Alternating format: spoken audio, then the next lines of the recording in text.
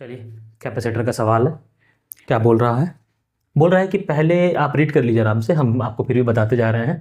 Pause करके read कर लीजिए। देखिए, एक कैपेसिटर है P जिसका कैपेसिटेंस दिया हुआ है, उसको फुल्ली चार्ज कर दिया 6 वोल्ट की बैटरी से। अब डिस्कनेक्ट कर दिया, पहले फुल्ली चार्ज कर लिया, फुल्ली चार्ज करके डिस्कनेक्ट कर दिया। डिस्कनेक्ट करने के बाद उस चार्ज कैपेसिटर को P को Q से कनेक्ट कर दिया। Q के पास कोई चार्ज नहीं है इनिशियली, कैपेसिटेंस दिया हुआ है उसका। Charge on Q at equilibrium, जब इस पर चार्ज भी आ जाएगा, यहां से चार्ज फ्लो करेगा, इस पर आएगा। अल्फा इंटू 10⁻⁵ बोल रहा है अल्फा फाइंड करने के लिए। बड़ा आसान सवाल है ये, तो बोर्ड्स का सवाल है, बहुत बेसिक बोर्ड्स का सवाल है। देखते हैं चार्ज कितना है Q, इसको मान लेते हैं Q1। C1 को हम पकड़ लेते हैं 10 माइक्रोफैराड भी बोल सकते हैं, चलो चलेगा, ठीक है। C1 की वैल्यू लिखी हुई है तो Q लिख देते हैं। Q1 कितना आएगा? Q बराबर CV 60 इंटू 10⁻⁻⁶ कुलम, इतना आएगा। कुलम में आंसर है तो इसको कुलम में लेके चल रहा है। अब इस पर चार्ज आ गया, इसकी कैपेसिटेंस है C1, इसकी कैपेसिटेंस है C2।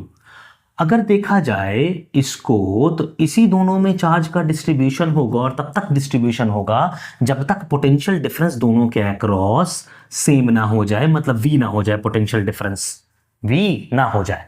मतलब इस पर चार्ज आ जाएगा C1V और इस पर चार्ज आ जाएगा C2V, और क्योंकि इसी से गया है इसमें, तो आप लिख सकते हैं C1V प्लस C2V कहां से आया? यहीं से आया, is equal to 60 into 10⁻⁻⁶। C1 कितना है?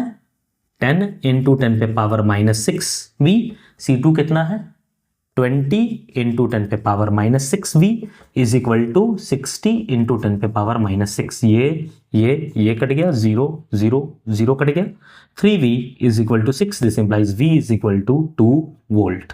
V आ गया 2 वोल्ट, तो Q कितना होगा इसके ऊपर? इसके ऊपर चार्ज कितना होगा? अगर इसके ऊपर चार्ज Q डैश अगर बोले हम, तो हो जाएगा C2 into V। Finally C2 कितना है?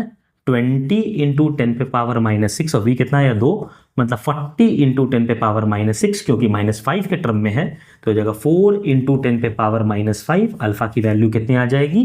4, और 4 को मारेंगे और आगे बढ़ जाएंगे। बहुत आसान सवाल।